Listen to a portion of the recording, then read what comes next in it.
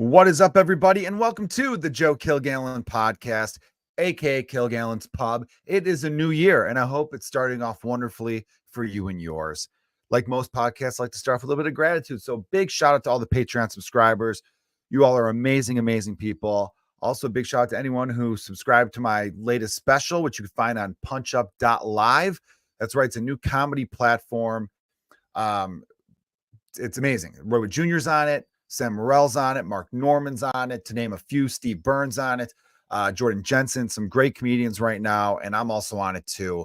If you just go to punchup.live, and it's free to watch. You do have to throw your email in there, though, which is totally fair, though. There's tons of great content on there. All my tour dates are on there, so feel free to check that out. Also, anyone who subscribes, follows me on any platform, whether it's Instagram, TikTok, whatever. Love you very much, and we're going to kick some dicks in 2024, right? Right? Is that what we're going to do? We're going to get big? We're going to get big. I will tell you my 2024 plans in a bit. Didn't do a podcast. I took a little Christmas break. I did the last podcast I did was my tribute to the late, great Kenny DeForest. Man, it's still fucked up to say. Yeah. Anyways, if you don't know who Kenny DeForest is, please go look up his stand-up comedy. He was a great, great comedian and a great, great man. Amazing human being who touched anyone he's met, even for a moment. He touched them. God, that sounded perverted. Jesus, Kenny, why are you touching people? Emotionally, spiritually, whatever. Like, the guy made an impact. He was one of those dudes where, you know, you met him once, you felt like you've known him forever, and which is a really great quality that I'm seeing less and less of in the world, sadly. So Kenny DeForest, he's got a special on YouTube. Please check that out. You're going to enjoy it. He's super funny guy. Thoughtful guy, smart guy, and just a really great dude, and someone who I'm gonna model my life after going forward. You know, I'm gonna try to be more like Kenny in a lot of ways. All right, so it's the first podcast of the new year. Again, I talk about this in my other podcast, Let's Get Dumb, so I don't want to spoil that one because these episodes are coming out a day apart. Jonah and I get into our thoughts on New Year's Eve partying. So I won't really touch that right now. If you're into it, I support you. That's all I'm going to say. If you're not into it, I see you. Let's just put it that way. But yeah, like, I'm looking back on 2023. I didn't do any of those posts where it's like my favorite moments of the year, my least favorite moments of the year, a lot of those. It was a solid year, like any year. There's a lot of great times, a lot of sad times too. I'm just, grateful to have lived another year. If you look at it that way, you always win. So yeah, I did do a year in review thing. I thought about it. You know what I want to do more of? And this will kind of like be part of the first like topic here I'm going to attack, is promote more and more of the things I like instead of wasting any time complaining about the things I don't like. I think we take up too much space and spend too much of our mental real estate on things like that. We pay too much attention to shit we don't like, and we should be really focusing on the stuff we like and love and promoting that. So I still might do that. You could do that in the month of January, the first couple weeks of January, where I could do like my favorite jokes from 2023 from some of my favorite comedians, kind of like, be like, hey, this joke from Kenny's special was amazing. This joke from Mike Bridenstine's special was amazing. This joke from Joe Fernandez's special was amazing. This joke from River Butcher's special was, I can start doing stuff like that.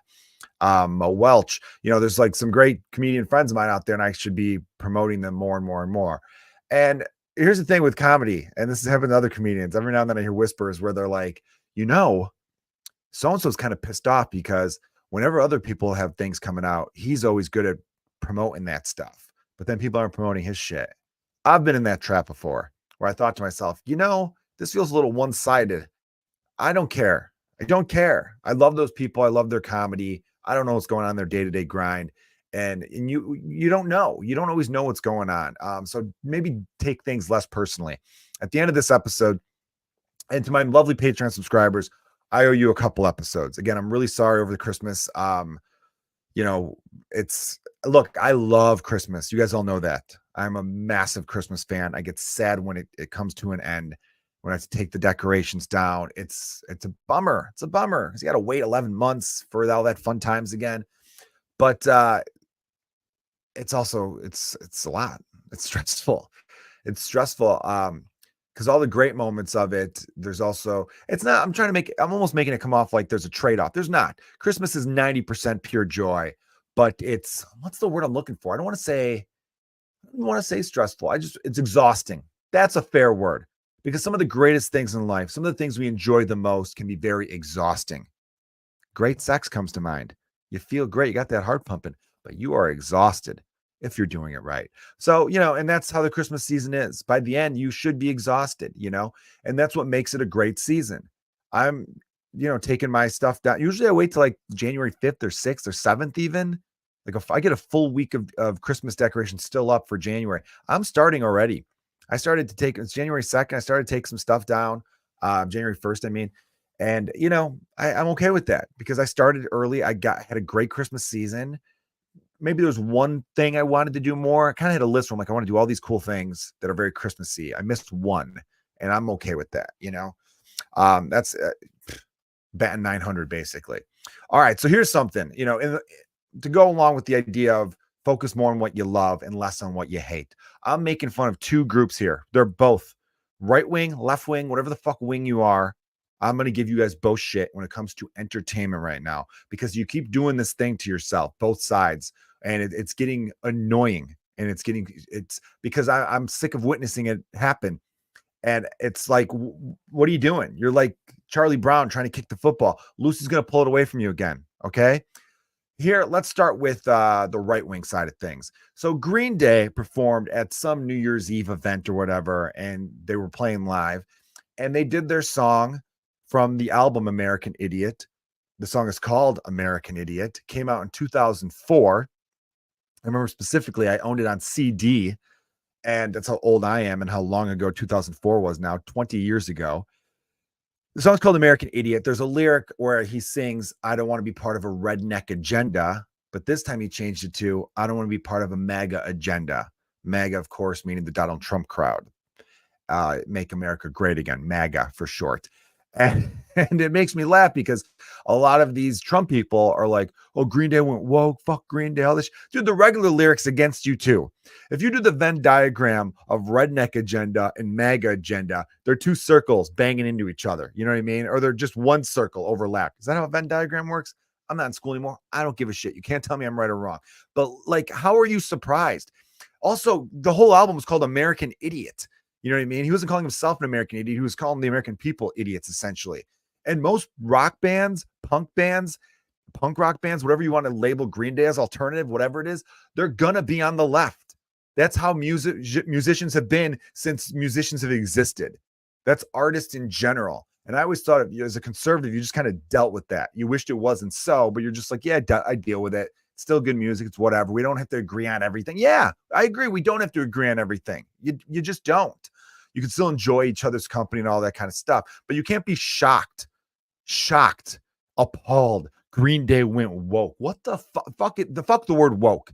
Can we retire the word woke in 2024? Because nobody uses it right anymore. I don't feel like it's white people hijacked it from black people. It started off as a word that black people would say to other black people, like, hey, stay woke, kind of meaning pay attention to your surroundings. Keep an eye on those who might do you harm, right? Know who your friends are, that kind of thing. It was a thing of solidarity in their community to be like, hey, look out for one of each other. Stay woke, my friend, right? At least that's pretty sure how it was interpreted. Then it came off as like being like white people saying, I'm woke, meaning I'm with the cause.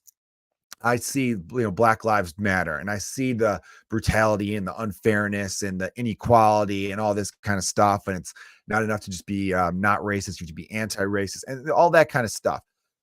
Well-meaning enough. Then it got hijacked a third time, to which any improvement on anything, or not even improvement, because sometimes it's not an improvement. We could be honest about that. But any change is automatically woke, when a lot of times it's not even a change.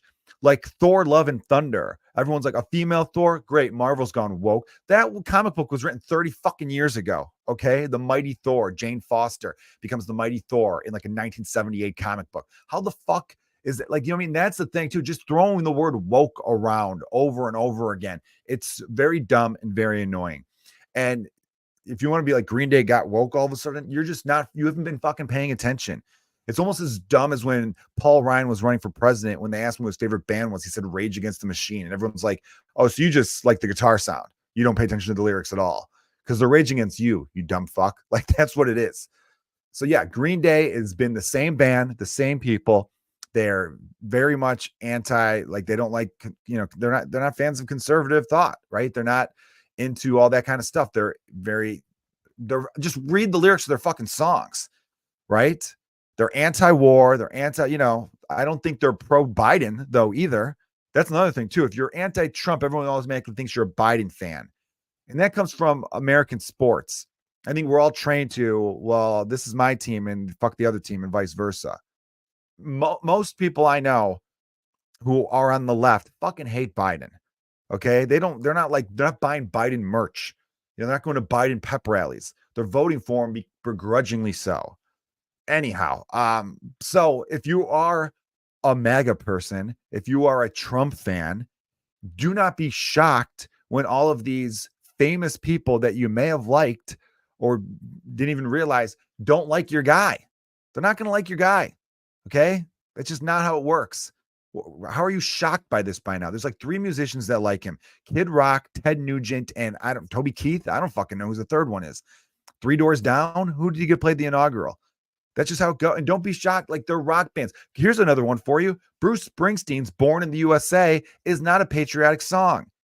I mean, it's patriotic in the sense that it's an American questioning his government's role in Vietnam during the Vietnam War, which I think is incredibly patriotic.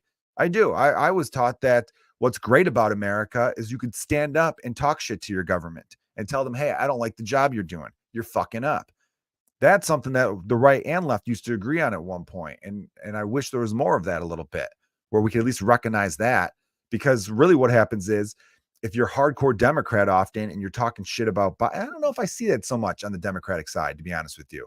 But I do know, like, when Bush was president, if you talk shit about Bush, you hated America.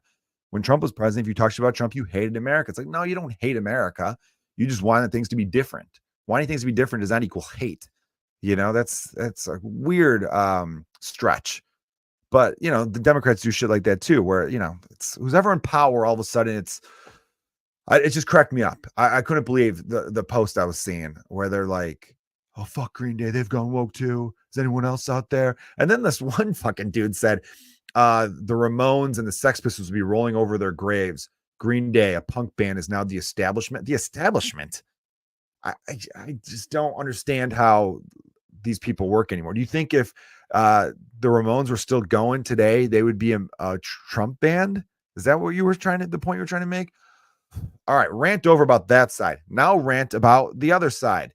Yo, lefties, how many Dave Chappelle specials in a row now are you going to watch just to bitch about it afterwards? When are you going to come to the conclusion that he does not want you to laugh at his shows? He is not aiming his jokes towards you at all. Chappelle does not give a fuck about your opinions. That's why he keeps talking shit about transgender people, because he knows it's going to rile you the fuck up, and it's going to make his base riled up in response to that, which is only going to help his views, which is only going to help his wallet. I've said this a million times over. If you don't like something, ignore it. That is the best course of action. It really is. You think Netflix is going to listen? This is like 6 specials in a row now. He's done this. And every time you guys watch and you're just like, I can't believe it. What is he doing? Well, stop it. Turn it the fuck off. And spend that time typing about all the shit you hate about Chappelle, typing about all the great things about the great comics that are out there. Talk about how much you like Bill Burr. Talk about how much you like Anthony Jeselnik or Joe Kilgallon or fucking best-selling. There's amazing comedians out there who are putting out awesome stuff. Focus on them. You know what I mean? Like, that's the killer thing about that's annoying, is we just waste too much of our breath. Too much. Look, Dave Chappelle, I think he knows what he's doing. He does. And I don't think any amount of internet outrage is going to make him go, you know what? Maybe for I know I've done it 5, 6 specials in a row now.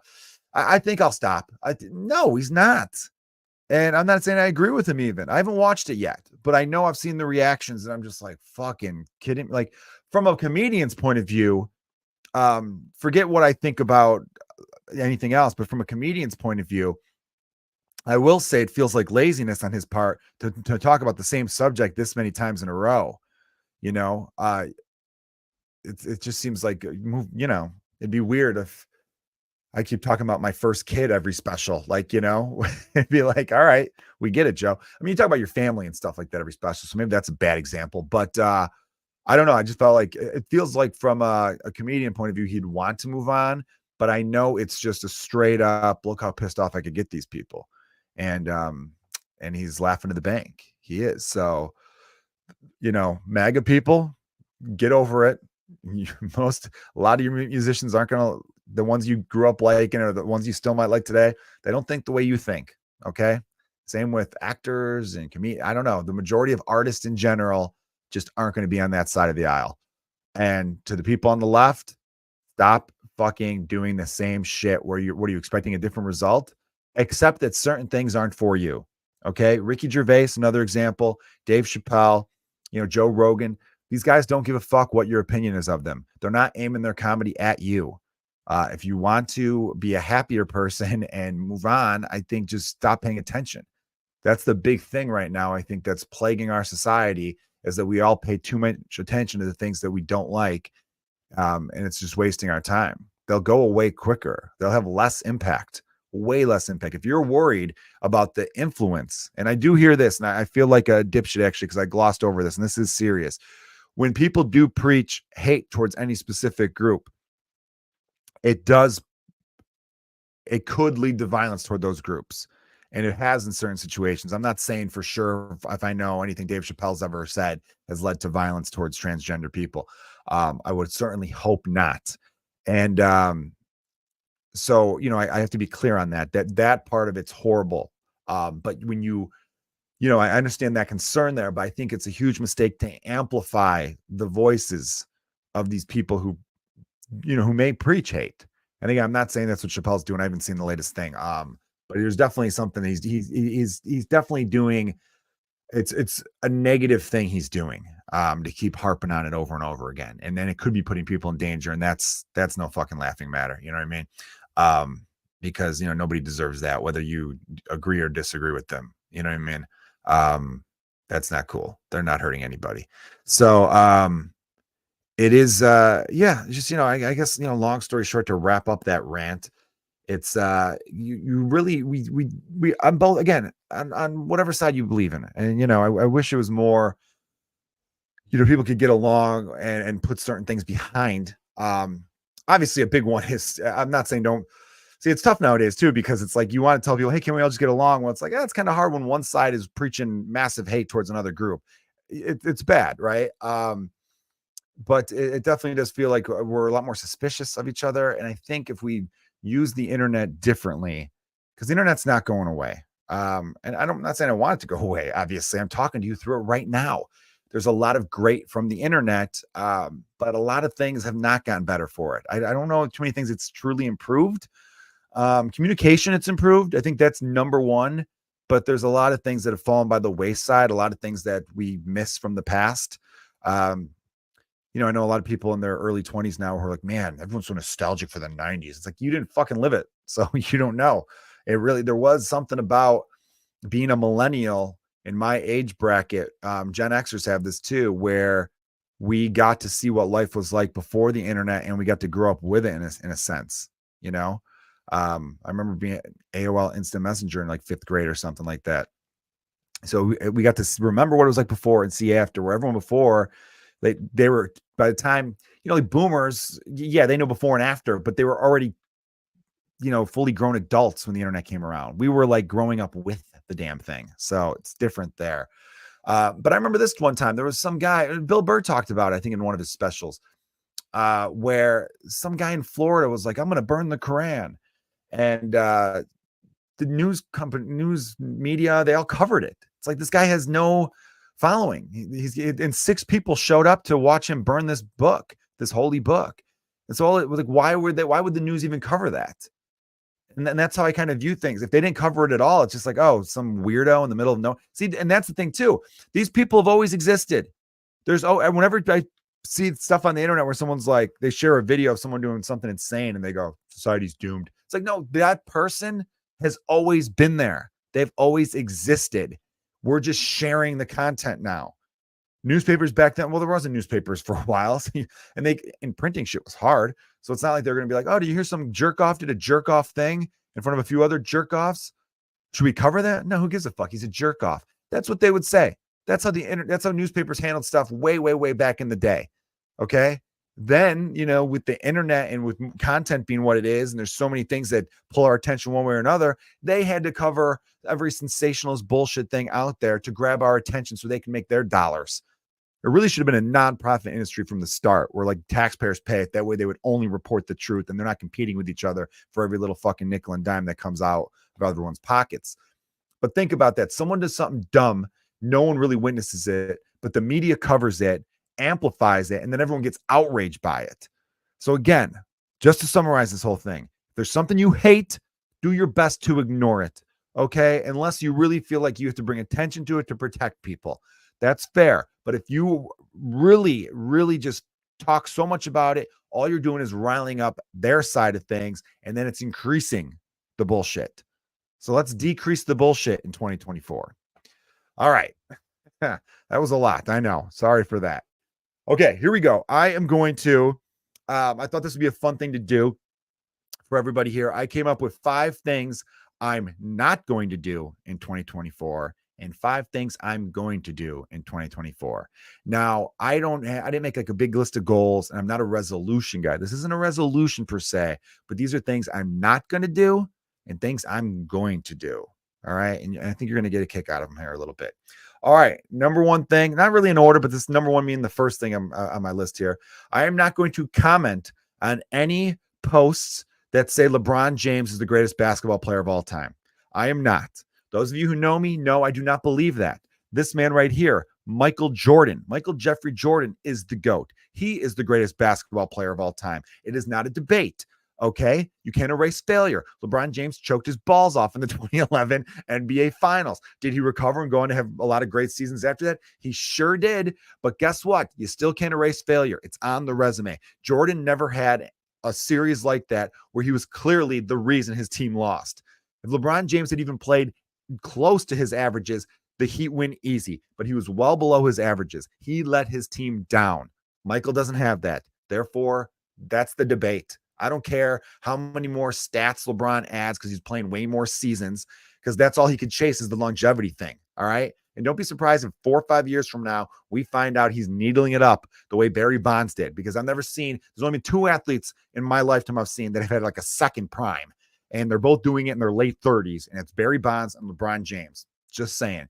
So I'm not going to comment on it anymore because it's like politics. I'm not changing anyone's opinion, and they're not going to change mine. So it's a waste of time not doing it in the year 2024. All right. Next one. I am not going to not charge my phone every other night. I do this often. I wake up in the morning, I look at my phone, I have 16% battery, and now I'm playing a game of catch up all day. I am a grown man. I am a father of 2. I am in my late 30s. It is pathetic. I'm lucky I'm married. Because if I were a single man and I was walking around in public without a phone fully charged, imagine if I was at a bar. Imagine I'm at the pub, right? I got a few pints in me. I'm feeling great. Talking up some lady. And I said to her, hey, can I get your phone number? And she goes, sure, I'll put it in your phone for you. She takes my phone. She looks at it. She sees 23% battery. Oh, she's not fucking me. No, totally dried her up. There's no sexual chemistry anymore. She's like, this guy can't even properly charge his phone before he leaves the house. Oh, he probably doesn't go down on me. That's what she's thinking. And that's why I'm not doing it anymore. Even though I'm happily married and I have 2 kids and I don't have to worry about the single aspect of things. It's an irresponsible, poor look for a man to be walking around with 7% battery. You know how many times my phone dies when I'm out in public? It's embarrassing. All right. So that's a big one. This next one. I am not going to buy bag salad, mixed greens in a bag, put it in my refrigerator, completely forget about it, and then have to throw it away 2 weeks later. I'm not going to do that. Instead, I am not buying the salad at all. I'm not buying salad at all. Some of you are thinking, why don't you just buy the salad and eat the damn salad? I'm not going to do it. Okay. Shame on you when you get fooled, but fool me, and then shame on me as well. That's how that goes. Don't double check that expression. Dead on with that one. All right. Here's the next one. I am not going to masturbate if I'm bored. That's right. I'm not going to masturbate if I'm bored. I'm only going to do it if I'm turned on. Okay. I'm getting older and boners are precious. They're very precious as you age, these boners. They're more precious, and I'm not going to waste them because I had an hour to kill between meetings. Okay? I'm still going to do it every day, but I'm not going to just do it because it's like, got nothing else going on. Something's got to spark an interest in the old brain. All right, last one. I'm not going to pretend to wash my hands after going number one. Okay? I'm actually going to do it. Look, most of the time I do it, but sometimes, especially at public bathrooms, I just kind of run my hands under the water because I want to get the hell out of there. Because I almost feel like lingering in a public bathroom is more unsanitary than not washing your hands. I got a clean penis. Okay? That clean penis has been chilling out in clean boxers all day, right? My hands are clean when I touch it, and maybe I get a little backsplash, maybe a little peep, but rarely. I'm very good. I got steady aim. Okay, my aim is true. Don't forget that. So I'm actually going to wash them fully every single time, and not just the 70-30 split I'm rocking right now. Those are Joe Kilgallon's lists. My 5 things I am not going to do in 2024. Now I'm going to give you 5 things I'm going to do in 2024. So, number 1, I'm going to take more pictures. That's right. I used to think to myself, you know what? I'm living in the moment, so I'm not taking pictures. But then I see my friends taking pictures, and I've lost some great people the last couple of years, and you bet your ass I wish I had more pictures with them. All right. And so I want more of it, and I'm going to print the pictures too. That's something we all should be doing more of again. Print the pictures, put those around you. Let those be your possessions. Seeing your friends and family, all your loved ones all the time, right? You can't beat that. All right. The next one I'm going to do more new things. New things is going to be part of 2024's agenda. New restaurants. I'm a creature of habit. I go to a lot of same old restaurants. New restaurants. I'm going to listen to new music. Think of like my boy Kenny DeForest. I'm going to push new music. I'm going to try new shows that maybe I normally wouldn't. And I'm going to read more books that might be outside of my typical range of book reading. So yeah, more new things in 2024. Next, I'm going to spend money on experience over possessions. What does that mean? All right. I'll tell you this. You got some fancy things behind me here. If I tilt the screen back, I got a couple more things up there. That bobblehead of Anthony Rizzo and Chris Bryant after the Cubs won the World Series, and this bobblehead of Ben Zobrist getting the game-winning hit in Game 7 of the 2016 World Series. I love them, but I didn't need them, right? I have a lot of other stuff that people gave me. I went out of my way to purchase those, and they weren't cheap. And I remember thinking to myself, I'm not going to do that anymore. I'm glad I did it. I don't regret the possessions I currently have, but I don't need more of them. I've got a decked out office. It would take me too much to show you guys all this stuff behind me, but I just don't. I want to spend that money on more trips, on the new restaurants, on, you know what I mean? Like going to more events, more concerts, more like, games, all fun stuff like that. Because at the end of your life, I've never been to anyone's funeral or wake where people are like, he owned a lot of cool shit. It's more like about the moments, the experiences. That's how you want to live your life. And that's where I'm going to spend my money. I got a friend of mine he's got some coin, and he was telling me about something. He's like, yeah, I feel embarrassing this week. We sat courtside at this game, tickets were really nuts, but yeah. And I'm like, dude, never apologize for spending your money on experience. Now, if you told me that you were like, I decided to go out and buy like this, $3,000 vase, I would be like, yeah, dude, don't ever fucking tell anyone that ever. You keep that shit to yourself. You spent $3,000 on a vase. And he's like, yeah, well, it's a vase. I'm like, I'm going to fucking headbutt you. It's a vase. Don't call it a vase, you dip. All right. So like that would be embarrassing because you could buy a vase for $30 and it's the same quality. It holds the shit the same. But if you're telling me, dude, I went a little nuts. I went to the Bulls game. I saw they had some floor seats available on the secondary market. Yeah, they're a few grand each, but it's like, dude, I've always wanted to sit courtside. I'm like, don't apologize for that. That's where you should spend your money, on experience. Okay. Objects and stuff like that. When you like, dude, if I had a friend who spent $3,000 on a vase, when it's like, dude, half of our friends are like not doing that while they're struggling a little bit, and that's what you're purchasing, that's a friendship that's going to be going south in a hurry. You know what I mean? All right. So that one is a good one. Spend money on experience over possessions. And then here's one: improve on being present. With my kids, my wife, my friends, my family. I want to be as in the moment as possible, and when boredom hits, let boredom hit. We all have that urge to reach for our phone or just, grab at something and just to fill any kind of like a little bit of boredom. I'm not going to do that. I want to be as present as possible. I've done a good job with that in 2023. I want to build on that. I feel like, a lot of times, I have anxiety. Some depression hits me here or there. I call it depression to make it not as serious. And I think that was Gary Goldman called it the special, The Great Depression. Someone did. Anyhow. And, they say depression's about the past. Anxiety is about the future. I'm going to focus on being present. I've actually been focusing on that. I'm making strides, and I want to continue on that path. And that's a big thing there. And then, it's funny. I have my list on my phone, but then I was like, I got to put the phone away. But no, I need to read it. Last one, I'm going to prioritize sleep. I think that's a big thing. I know a lot of people like to do that. I'll sleep when I'm dead. And it's like, I'll stay out for one more. And I agree. There's got to be moments in your life where you seize the opportunity to stay out a little bit later. You know what I mean? Be the last person to leave the party. Those are things that very rarely do I regret those moments, but sleep is so massive. It really is. It's the key to longevity. It's the key to living. LeBron James probably gets great sleep. It's the key to a lot of things. You're in a better mood, and therefore you can enjoy the moments and the time you have with the people you love better. And that's what we're going to do. Overall, I'm going big in 2024. I'm going big. Life is short, and I'm going to try to make those moments as big as possible, right? We're not here for a long time. We're here for a good time. I get all that, and I preach that heavily, but I'm not going to be waiting for things. I'm going to make things happen. I'm going to make plans, and plans will be made. Plans will be kept. Goals will be reached. Goals will be surpassed.